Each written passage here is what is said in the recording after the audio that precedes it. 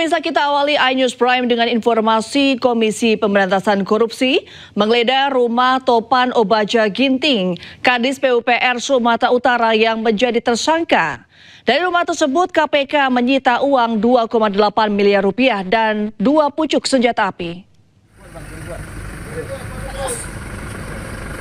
Dengan mendapat pengawalan ketat dari aparat kepolisian, penyidik KPK menggeledah rumah Topan Ginting yang berada di Kompleks Perumahan Mewah Royal Sumatera, Kota Medan, Sumatera Utara.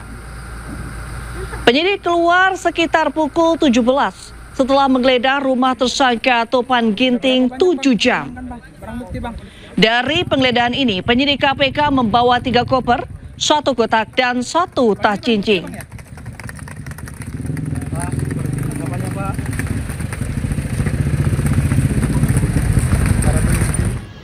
Ya, selain menyita dokumen, penyidik KPK menyita uang 2,8 miliar rupiah dan 2 senjata api beserta peluru dari rumah pribadi Topan Ginting. KPK akan menyelidiki kepemilikan senjata api tersebut.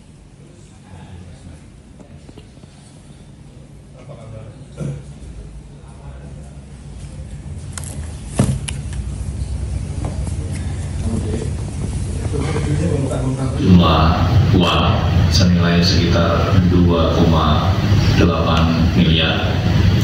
Tim juga mengamankan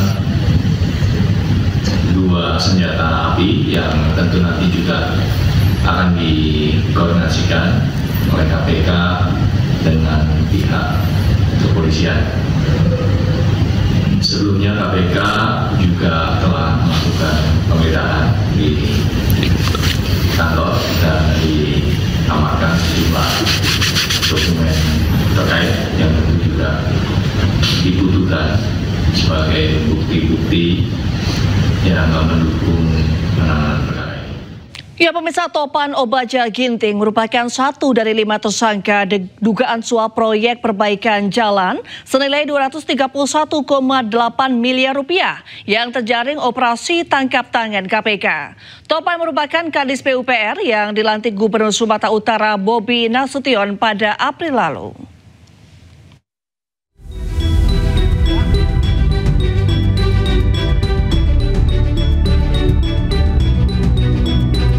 Komisi Pemberantasan Korupsi melakukan operasi tangkap tangan di Mandailing, Natal, Sumatera Utara pada Kamis malam 27 Juni yang lalu. Sebanyak 6 orang ditangkap dalam OTT KPK tersebut.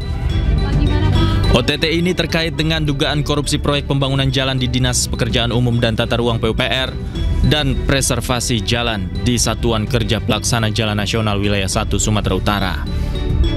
Dari 6 orang yang ditangkap, 5 orang ditetapkan sebagai tersangka. Salah satunya Topan Ginting yang merupakan Kepala Dinas PUPR Sumatera Utara. Topan Ginting diketahui merupakan anak buah Gubernur Sumatera Utara Bobi Nasution. Menanggapi tertangkapnya Topan Ginting, Gubernur Sumatera Utara Bobi Nasution menyatakan siap memberikan keterangan kepada Komisi Pemberantasan Korupsi. Ya, namanya proses hukum kita bersedia saja ya. Itu bersedia saja. Apalagi kalau tadi katanya ada aliran uang. Kita, saya rasa semua di sini di Pemprov, kalau ada aliran uangnya ke seluruh jajaran, bukan hanya ke sesama, apakah ke bawahan atau ke atasan, ada aliran uangnya, ya wajib memberikan keterangan.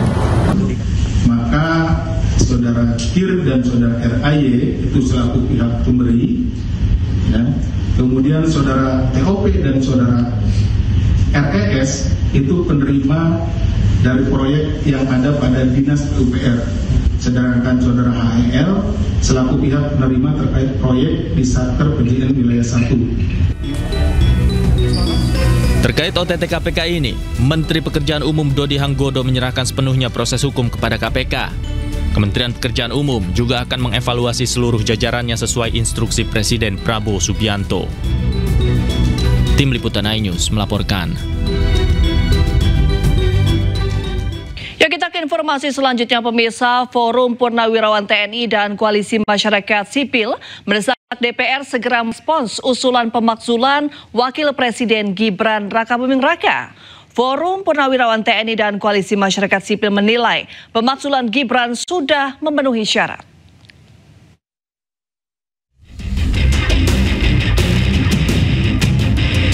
Sejumlah tokoh yang tergabung dalam koalisi masyarakat sipil dan Forum Purnawirawan TNI kembali menyuarakan desakan pemakzulan Gibran Rakabuming Raka sebagai wakil presiden.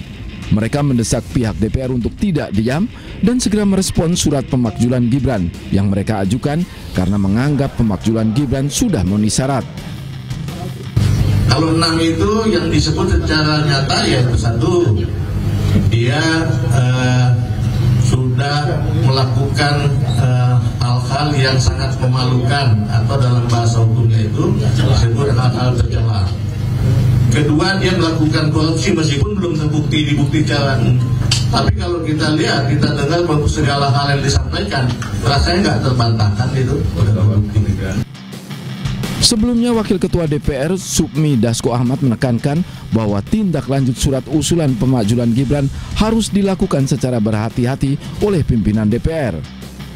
Itu kan Forum Purnawirawan, ini juga ada beberapa surat yang mengatasnamakan juga Purnawirawan. Dan Purnawirawan ini kan banyak, jadi kita mesti sikapi hati-hati dan kita akan kaji dengan cermat sebelum kemudian ada hal yang diambil oleh lembaga Dewan Perwakilan Rakyat.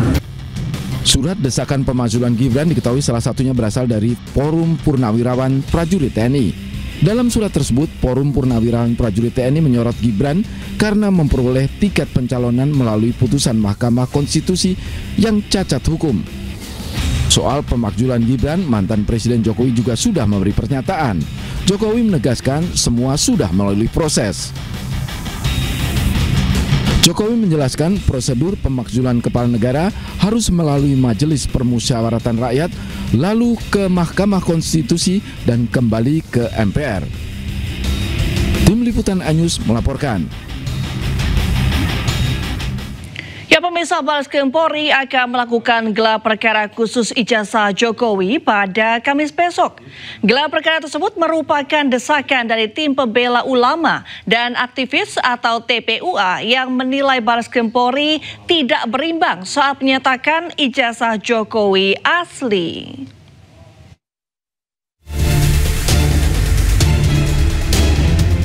Pakar telematika Roy Suryo mengungkap Bareskrim Polri akan melakukan gelar perkara khusus ijazah Jokowi pada Kamis 3 Juli 2025.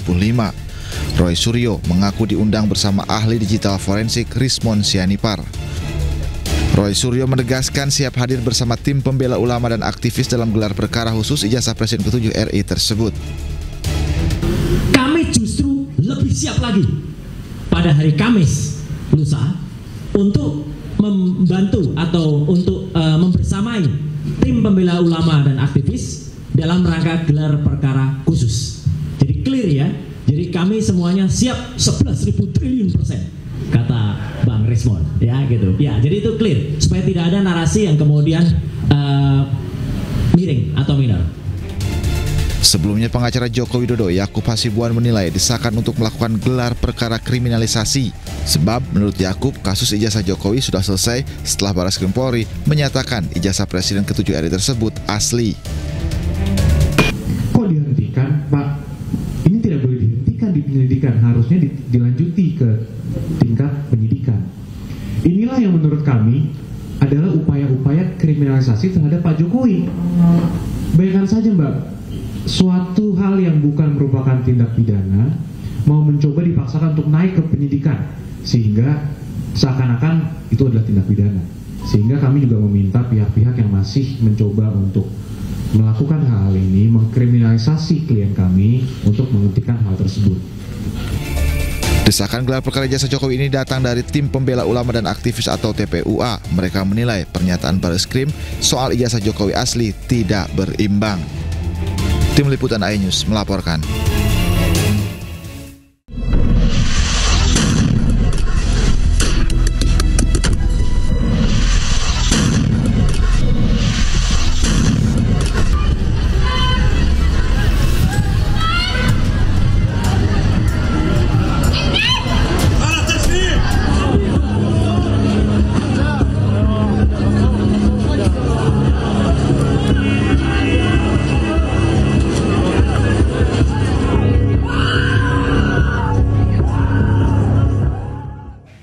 Ya pemirsa, jelang rencana gencatan senjata di Gaza, Israel masih terus membombardir warga sipil tak berdosa. Sejumlah anak-anak pun tewas dan menderita luka-luka.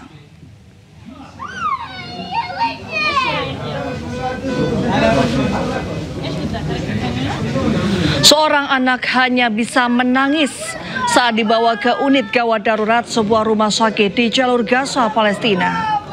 Serangan yang dilakukan Israel membuatnya terluka parah.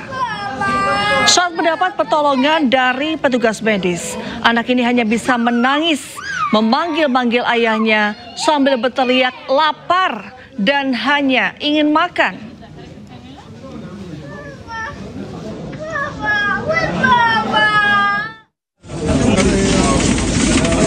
Sementara di Deir al-Balah, 2 anak tewas akibat serangan udara Israel yang menargetkan sekelompok warga di Jalan Al-Baraka, selatan Deir al-Balah, Gaza Tengah.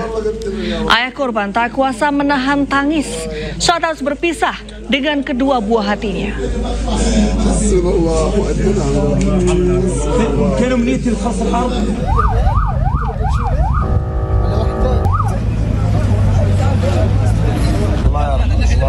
Selain itu, serangan udara Israel juga menyasar tenda-tenda pengungsian di Al-Mawasi, Khan Yunis, Gaza Selatan.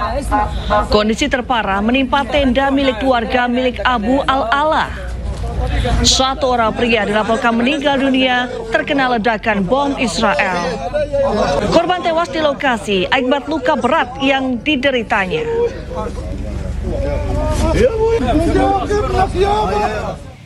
Israel aja menghancurkan Gaza hingga jadi debu jika Hamas menolak proposal gencatan senjata yang ditawarkan Amerika Serikat. News Prime segera kembali usai jeda.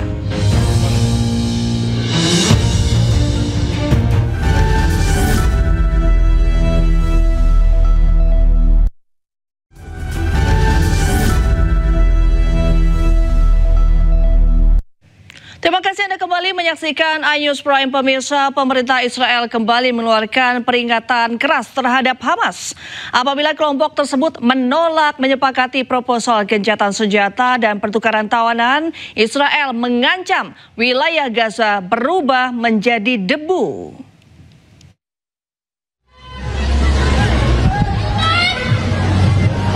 Pejabat Israel memperingatkan Hamas operasi militer di Gaza akan ditingkatkan jika negosiasi gencatan senjata dan kesepakatan pembebasan sandera tidak segera berlanjut. Apabila kelompok tersebut menolak menyepakati proposal gencatan senjata dan pertukaran tawanan, Israel mengancam wilayah Gaza berubah menjadi debu. Sementara Israel memerintahkan penduduk sipil di daerah-daerah tambahan kota Gaza mengungsi ke wilayah selatan yang menandakan persiapan untuk kemungkinan perluasan serangan darat tentara. Amerika Serikat mendorong gencatan senjata selama 60 hari antara Israel dan Hamas.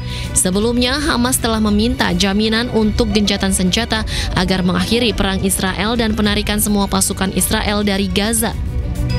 Namun Israel menolak memberikan komitmen tersebut. Selain itu, Hamas mengeluarkan usulan balasan yang meminta agar negosiasi gencatan senjata dan agar pemerintah Trump menjamin perundingan untuk mencapai penyelesaian akhir perang.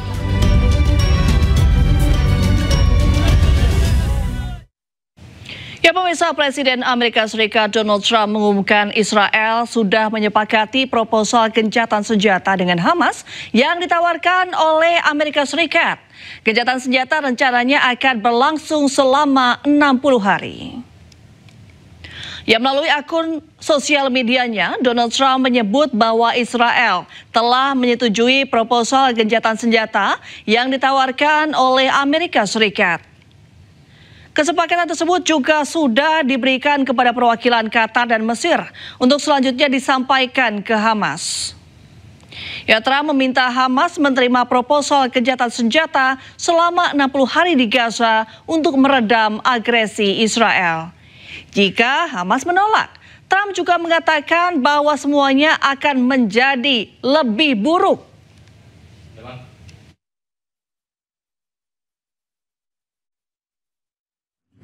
Were you told Netanyahu, like, you gotta end this now, you gotta strike a deal? Well, he wants to. I can tell you he wants to, and I think we'll have it. I think we'll have a deal next week. Ya pemirsa, dan untuk berbincang lebih dalam terkait proposal gencatan senjata dengan Hamas yang ditawarkan oleh Amerika Serikat, kami sudah terhubung dengan pengamat Timur Tengah Bapak Hasibullah Satrawi. Selamat malam Bapak Hasibullah, apa kabar? Oh, selamat malam Mbak Rani, kabar baik Alhamdulillah. Ya, Bapak, terkait proposal gencatan senjata yang ditawarkan oleh Amerika Serikat, Anda melihatnya proposal ini sebagai penawaran atau perintah yang harus dituruti oleh Netanyahu? Ya, terima kasih.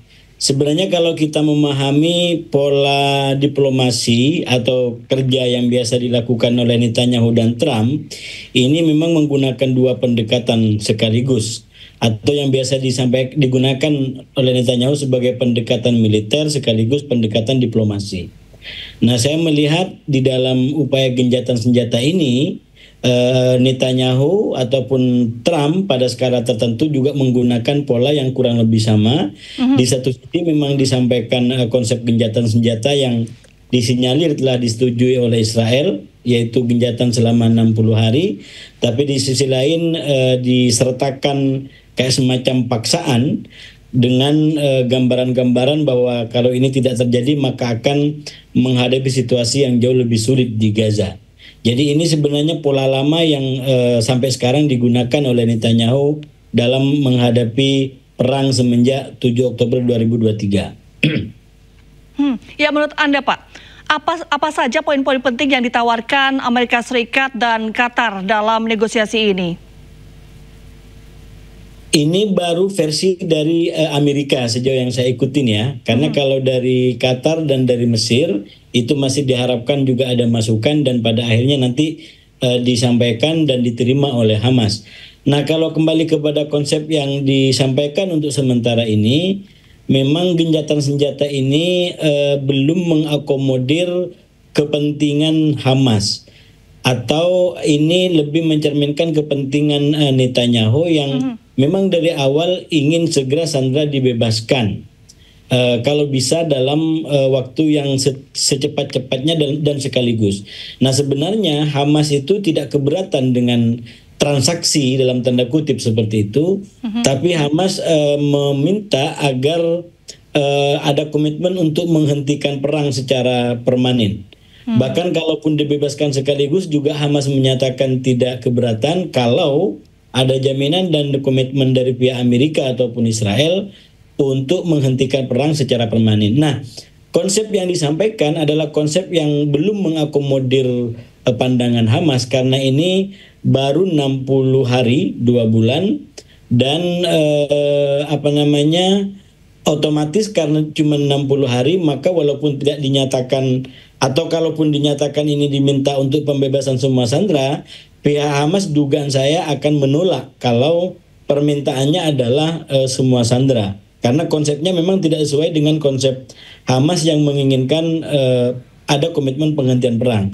Tapi dugaan saya Hamas akan dalam tanda kutip bernegosiasi. Kalau konsepnya adalah hanya 60 hari, maka mungkin ini akan mirip dengan gencatan senjata yang terjadi pada bulan Januari kemarin, di mana pembebasannya hanya untuk beberapa sandera saja, diimbangi dengan pembebasan sekian tahanan dari pihak Israel. Jadi mungkin dugaan saya dari pihak Hamas ini akan merespon dan akan disepakati seperti di gencatan senjata di bulan Januari.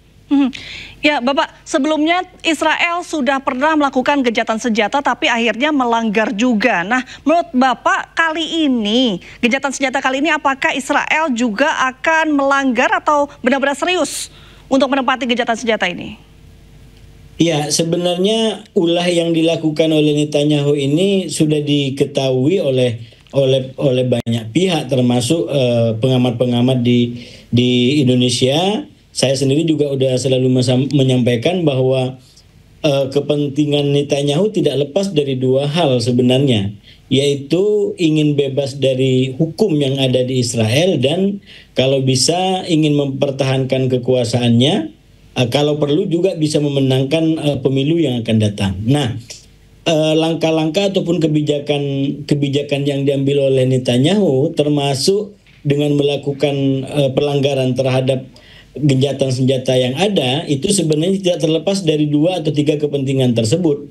Karena kalau gencatan senjata ini diberlakukan secara permanen apalagi, maka secara otomatis Netanyahu akan kehilangan dukungan dari kelompok kanan yang memang menginginkan agar Palestina itu dihabisi secara total gitu. Jadi mereka tidak ingin ada lagi Palestina istilahnya gitu. Makanya mereka ingin perang untuk selama-lamanya sampai kemenangan itu didapat secara mutlak. Nah, itulah kurang lebih yang membuat Netanyahu selama ini bermain secara zigzag, bahkan tidak mau ikut dalam gencatan senjata. Sejauh yang kita ikutin sampai hari ini kan baru ada 2 kali gencatan senjata, yaitu gencatan senjata yang dilakukan pada eranya Joe Biden kurang lebih di bulan November pada tahun 2023 itu hanya 7 hari kalau tidak salah, dan baru yang kedua itu di awal pemerintahan Trump, karena memang Trump sangat kuat mendorong agar terjadi gencatan senjata, dan kita tahu hubungan spesial di antara Netanyahu dengan Trump, maka per 19 Januari 2025 diberlakukan gencatan senjata dengan waktu lebih lama, kurang lebih 42 hari sampai awal Maret.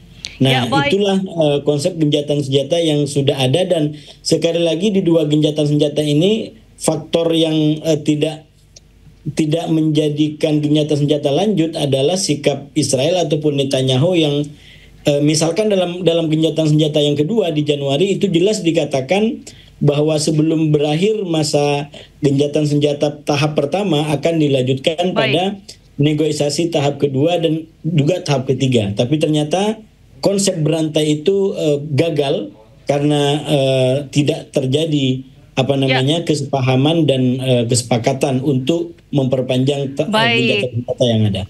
Baik, terima kasih Bapak Hasibullah. Selamat malam dan semoga sehat selalu Bapak. Baik, kita ke informasi selanjutnya, pemirsa. Selain terus melancarkan serangan mematikan di Gaza, Israel membayar kontraktor swasta untuk menghancurkan rumah-rumah warga di tepi barat Palestina. Militer Israel dilaporkan membayar kontraktor untuk merobohkan rumah-rumah warga, salah satunya di Camp Jenin, kamp pengungsian Palestina di tepi barat. Kontraktor diduga menerima sekitar $1.500 Amerika Serikat atau setara 24 juta rupiah untuk setiap rumah yang dihancurkan. Lokasi penghancuran rumah ini dekat dengan titik-titik distribusi bantuan tempat warga Palestina mencari bantuan dengan putus asa. Rumah warga Palestina terus dihancurkan, bahkan jika itu berarti warga terbunuh.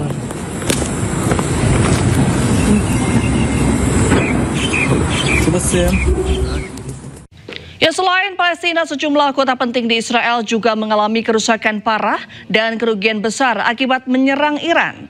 Israel mencatat klaim ganti rugi atas kerusakan permukiman terus meningkat.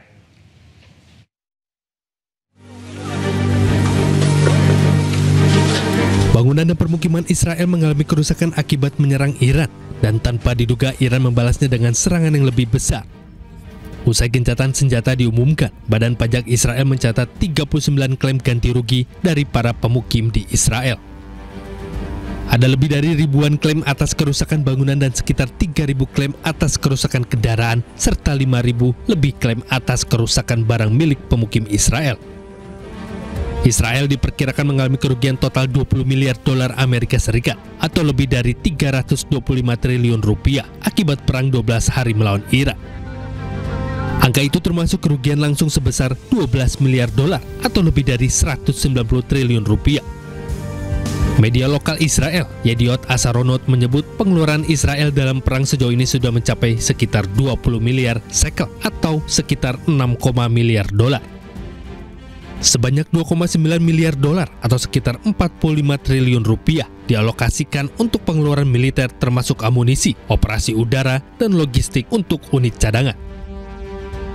Selanjutnya 1, miliar dolar atau sekitar 23 triliun rupiah dalam bentuk kompensasi untuk bisnis, pekerja, dan 15.000 penduduk yang mengungsi. $1 miliar lainnya berupa kerusakan bangunan dan infrastruktur yang ditimbulkan oleh serangan rudal Iran.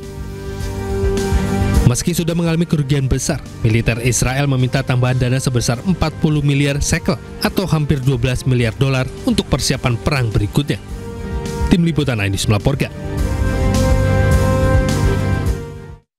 Pemirsa, Presiden Iran Masoud Pezeshkian secara resmi menangguhkan kerjasama dengan Badan Nuklir PBB. Keputusan ini diambil imbas Badan Nuklir PBB yang berpihak pada negara-negara Barat dan memberikan pembenaran atas serangan udara Israel.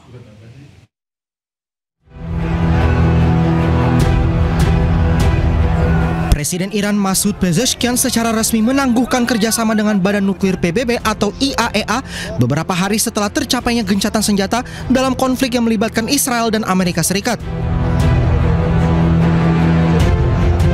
Keputusan ini diambil imbas Badan Nuklir PBB yang dianggap berpihak pada negara-negara Barat dan memberikan pembenaran atas serangan udara Israel. Iran juga mengecam resolusi Badan Nuklir PBB pada tanggal 12 Juni yang menyatakan Iran tidak mematuhi kewajiban nuklirnya. Otoritas Iran menyebut resolusi itu menjadi salah satu pemicu agresi militer terhadap negara mereka. Juru bicara Kementerian Luar Negeri Iran Esmail Baghai menyatakan bahwa keputusan kerjasama dengan Badan Nuklir PBB ini mencerminkan kemarahan dan kekhawatiran publik Iran. We are not hostile to any person at the international organizations, IAEA being one of them. The point is that yes, we are outraged.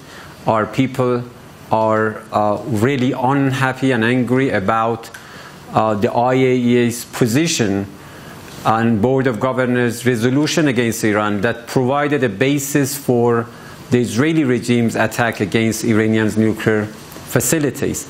At the same time, we have serious criticism about IAEA DG's role regarding the last reports that he produced regarding Iran's nuclear program. Konflik ini sendiri dipicu oleh pengeboman besar-besaran Israel terhadap Iran yang menewaskan sejumlah komandan militer dan ilmuwan nuklir yang kemudian disusul oleh Amerika Serikat, sekutu utama Israel. Lebih dari 600 warga Iran tewas akibat konflik ini.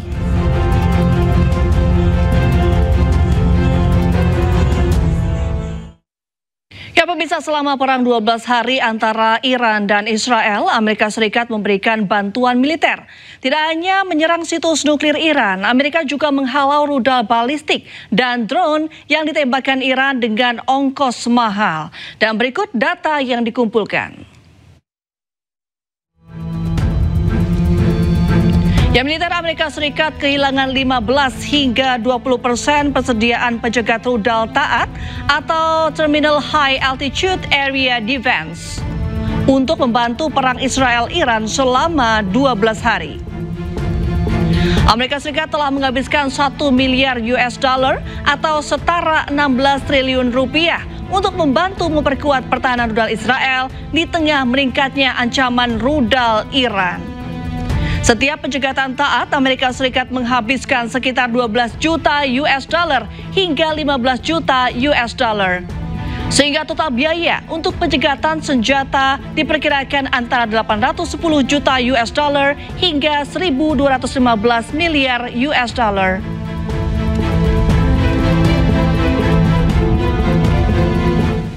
Suasana rapat kerja DPR dengan Menteri Kebudayaan berubah emosional saat membahas perkosaan Mei 1998. iNews Prime segera kembali.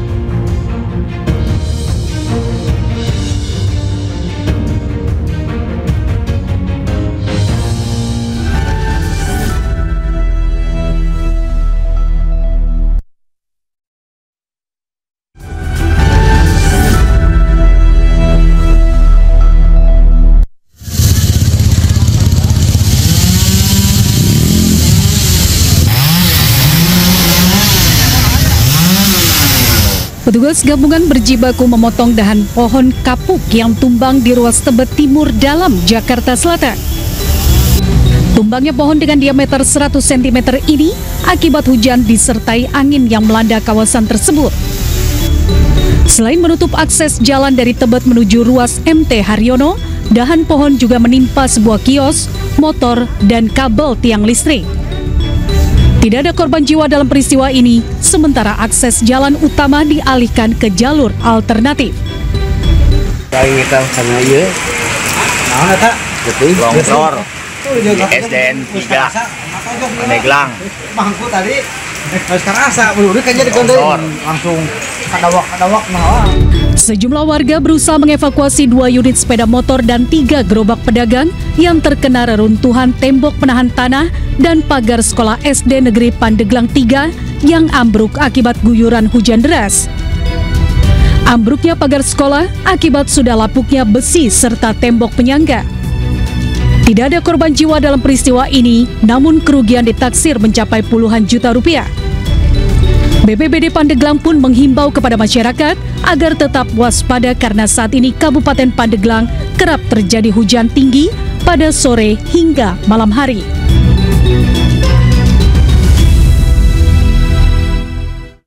Pemirsa, diduga mengalami remblong, truk bermuatan pipa besi menabrak sejumlah kendaraan di Jalan Raya Puncak Cianjur, Jawa Barat.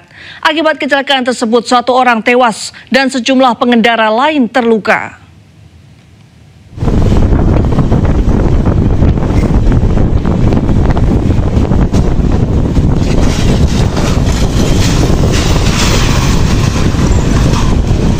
Kamera warga merekam detik-detik saat truk bermuatan pipa besi menabrak sejumlah kendaraan di Jalan Raya Puncak, Kecamatan Cugenang, Cianjur, Jawa Barat pada Rabu sore. Dari rekaman video amatir, truk dengan nomor polisi B9008KY melaju kencang saat di turunan, kemudian menabrak sejumlah kendaraan. Truk berhenti setelah menabrak kios tambal ban dan warung kopi hingga truk terguling.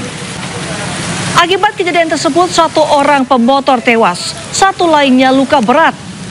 Seluruh korban saat ini sudah dievakuasi dan dilarikan ke RSUD Cianjur untuk mendapatkan perawatan medis. Petugas kepolisian Satlantas Polres Cianjur masih terus menyelidiki penyebab pasti kejadian.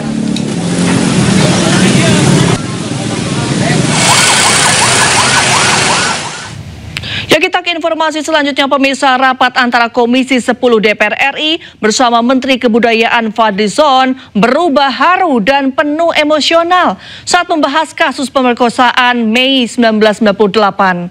Wakil Ketua Komisi 10 DPR RI, Esti Wijayati, berkaca-kaca kala mendengar penjelasan Menteri Kebudayaan RI Fadlizon. Kenapa semakin sakit ya? Fadlizon mengklaim tak pernah menyangkal adanya pemerkosaan. Tetapi menurutnya pemerkosaan massal sulit untuk dibuktikan.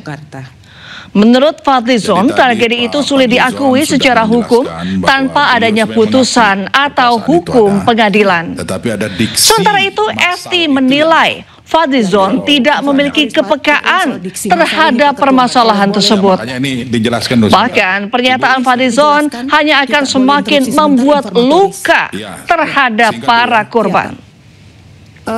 Saya ingin kita mengingat sejarah. Satu kerusuhan yang telah menimbulkan banyak korban jiwa, korban harta, termasuk perkosaan, ya. Nah, dan juga kita mengutuk. Saya termasuk di dalam penjelasan karena itu sebenarnya saya bukan urusan soal penulisan sejarah, itu adalah pendapat saya pribadi soal itu, soal massal itu, diksi massal. Iya, gimana, Bu? Semakin Pak Fadlizon ini bicara, kenapa semakin sakit ya? Soal pemerkosaan. Mungkin sebaiknya nggak perlu di forum ini, Pak. Karena saya pas kejadian itu juga ada di Jakarta. Sehingga saya tidak bisa pulang beberapa hari. Tetapi ini semakin menunjukkan Pak Fadlizon tidak punya kepekaan terhadap persoalan yang dihadapi korban perkosaan. Sehingga menurut saya penjelasan Bapak yang sangat berteori seperti ini, dengan mengatakan Bapak juga aktivis pada saat itu juga justru akan semakin membuat luka dalam. Singkat saja, Pak.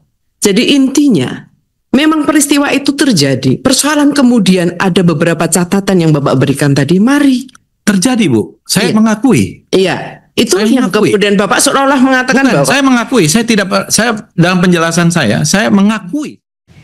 Ya, sementara itu pemirsa, Koalisi Masyarakat Sipil Melawan Impunitas menginterupsi rapat kerja Komisi 10 Dewan Perwakilan Rakyat bersama Menteri Kebudayaan Fadlizon. Kritik yang telah disampaikan. Tuntaskan kasus pelanggaran berat HAM. Tuntaskan! Ya, Masa Aksi memprotes proyek penulisan ulang sejarah yang digarap oleh Kementerian Kebudayaan RI. Sebelumnya Masa Aksi mengikuti rapat kerja yang berlangsung terbuka sejak pukul 10 pagi dari balkon atas. Setelah masing-masing fraksi memberikan tanggapan atas pemaparan Fadlizon, masa pun membentangkan spanduk bertuliskan tuntaskan kasus pelanggaran HAM berat dan meneriakan hentikan pemutihan sejarah. Interupsi tersebut berlangsung singkat karena Wakil Ketua Komisi 10 Lalu Hardian Irfani meminta masa aksi kembali duduk dan memanggil petugas keamanan. Sesuai dengan tadi yang telah kami sampaikan, 4,9. Disambut upacara kehormatan, Presiden Prabowo Subianto tiba di Arab Saudi untuk membahas haji. Informasi selengkapnya usai jeda.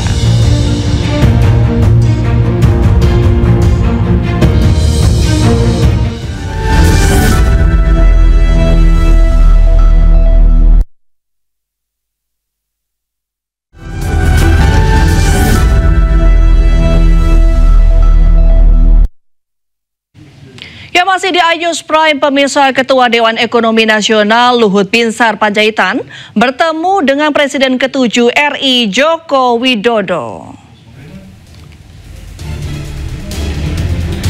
Dalam pertemuan tersebut, Luhut mengabarkan melalui media sosial Instagramnya. Ya, meski tak menjelaskan secara rinci kapan dan di mana mereka bertemu, namun Luhut menyebut pertemuan yang berlangsung 1 jam itu dilakukan usai menghadiri agenda kerja. Ya, pada pertemuan tersebut Jokowi yang belum sepenuhnya pulih dan didampingi Iriana menyambut Luhut dan istri dengan hangat. Bahkan di medsosnya Luhut sempat mengaku sedih karena masih ada saja pihak yang melupakan jasa Jokowi.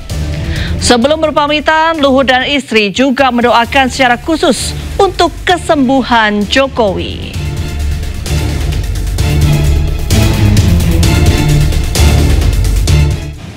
Ya, sementara itu pemirsa, Presiden Prabowo Subianto tiba di Jeddah, Arab Saudi pada Selasa malam waktu setempat. Kunjungan kenegaraan ini dilakukan juga untuk membahas evaluasi pelaksanaan haji 2025.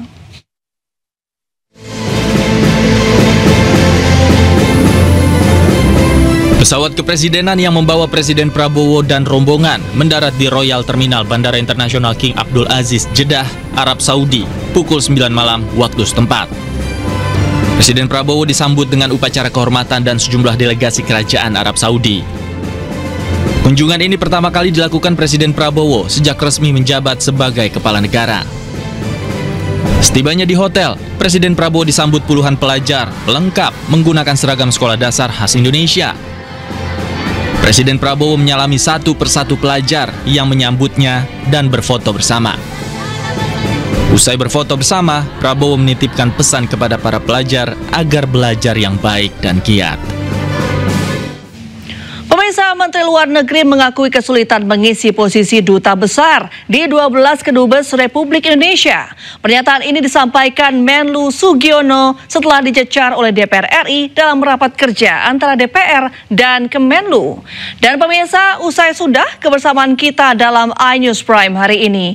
Temukan informasi-informasi terbaru lainnya di www.inews.id. Cuplikan tayangan berita iNews dapat Anda saksikan di kanal YouTube @official iNews. Sesaat lagi rekan saya Gede Satria akan hadir dalam program iNews Malam. Mewakili kerabat kerja yang bertugas, saya Reni Arumsari pamit. Terima kasih, sampai jumpa.